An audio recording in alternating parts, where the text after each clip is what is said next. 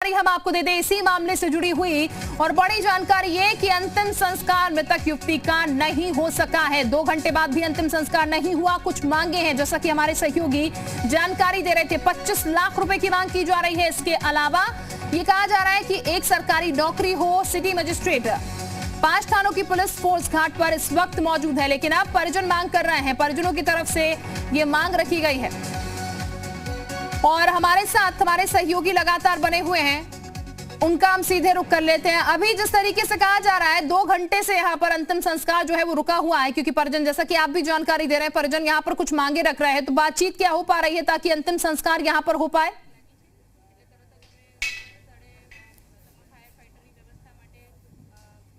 आवाज मिल पा रही है आपको हमारी? ज्ञानेंद्र जी, ज्ञानेंद्र बिल्कुल अभी जानकारी दीजिएगा। 2 घंटे से तो ये अभी तक अंतिम संस्कार रुका हुआ है, आगे कोई बातचीत हो पा रही है ताकि सुलह बेहतर तरीके से अंतिम संस्कार यहाँ पर हो पाए शव का?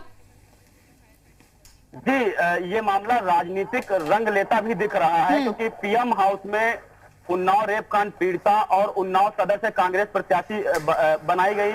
उन्नाव रेप कांड पीड़िता की मां भी गई थी और कांग्रेस से सफीपुर के प्रत्याशी बनाए गए शंकर लाल गौतम भी गए थे। इसके साथ साथ ये लोग जहां पे जिस घाट पे अंतिम संस्कार हो रहा है वहां पर भी साथ साथ गए थे। तो ये मामला राजनीतिक रंग भी लेता दिख रहा है। फिलहाल अभी तक पुलिस मनाने में जुटी है परिजनों को कि किसी तरीके से अंतिम संस्कार हो जाए, लेकिन परिजन अपनी मांग पे अड़े हैं और अभी लगभग 2 से 3 घंटे, यहाँ उन्नाव से लगभग 2 घंटे पहले बॉडी घाट के लिए गई थी, लेकिन अभी तक अंतिम संस्कार नहीं हुआ है। बिल्कुल ज्ञानेंद्र, सरकार के कौन से अधिकारी फिलहाल मौजूद हैं मौके पर?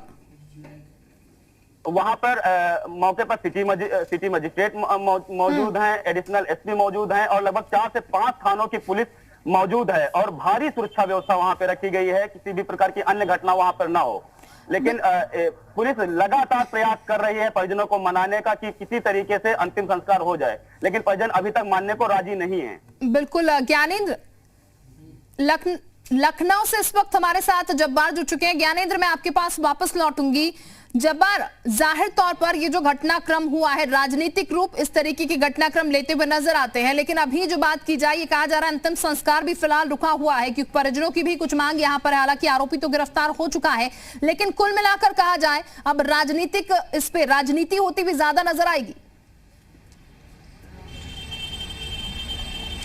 देखिए, जाहिर तौर पर चुनावी माहौल है, राजनीति तो इस पर होनी है, मगर जिस तरीके से ये पूरा घटनाक्रम सामने आया है, जिसमें पोस्टमार्टम की रिपोर्ट ये बताती है कि किस तरीके से उसके गले में चोट है, किस तरीके से सर पे चोट है, कैसे गला दम घुटने की वजह से मौत हुई, यानी कि इंटेंशनली उसके साथ मारपीट की गई और उसके बाद में उसका गला दबा करके उसे मारा गया। उसके बाद में जाकर के 7 फीट गहरे गड्ढे में उसे दबा दिया गया। एक ऐसी स्थिति जहां पर परिजन लगातार इस पूरे मामले को लेकर के पुलिस प्रशासन के सामने गुहार लगा रहे थे। सुनवाई कहीं नहीं हो पा रही थी, अब जाकर के सुनवाई हुई, जबकि ये पूरा का पूरा मामला मीडिया में आया है। तो एक ऐसी स्थिति जहां पर पोस्टमार्टम रिपोर्ट सामने आ चुकी है, मगर घर वालों की मांग ये है कि अब इस पूरे मामले को लेकर के सख्त कार्रवाई की जाए।